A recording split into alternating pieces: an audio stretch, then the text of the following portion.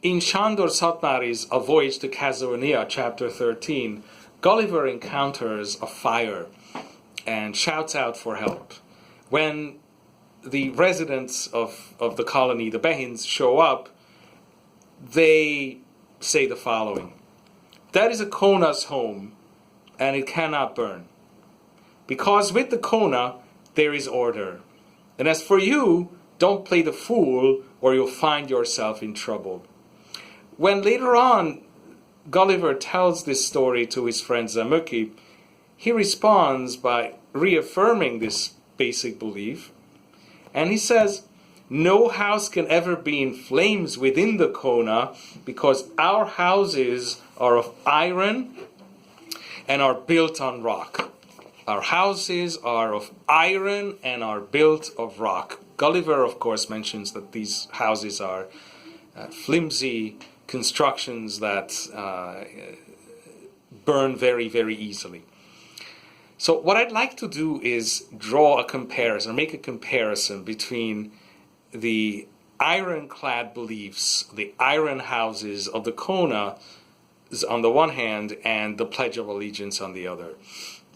The Pledge of Allegiance was composed in 1892 by Francis Bellamy, a Christian minister, who wrote the following words that are very familiar to all of us: "I pledge allegiance to my flag and to the republic for which it stands, one nation, indivisible, with liberty and justice for all." So I'd like to focus on just the last couple of phrases. One nation, indivisible, with liberty and justice for all. So, with liberty and justice for all are equivalent to the iron houses, the iron-built houses of the konas, the kona settlements that cannot burn down. Of course, the iron in this case is an abstract construct, an abstract idea.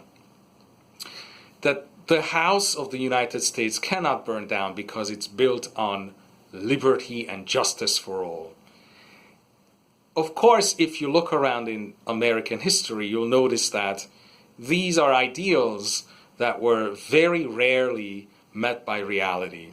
The reality of the situation was that, and has been, that this is a country where unity is a very, very rare commodity.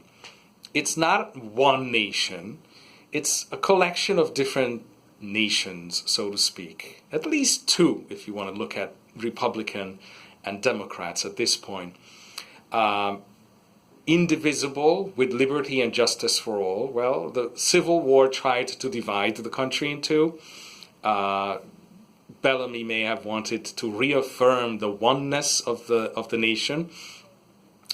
Liberty and justice for all, 1892. Well, the civil rights movement arrived about 6 decades after this, with Martin Luther King bursting on the scene as the most famous representative of the civil rights movement, when he pointed out that there was no liberty and justice for all, that the African American population of the United States was still heavily discriminated against.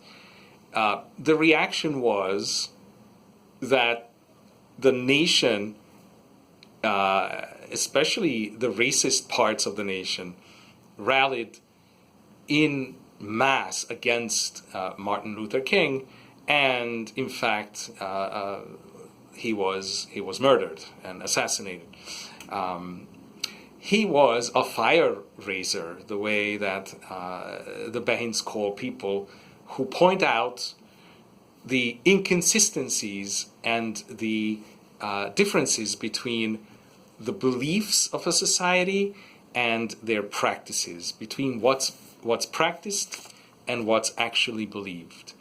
So these discrepancies between belief and reality are obvious to people who use their senses, but in the rational model that the Behins are promulgating, are putting forth as the main ways of knowledge, one can, in fact, be blind to the glaring inconsistencies of belief and practice. So, the people who call out these inconsistencies are then labeled as dangerous subversives who have to be isolated from society.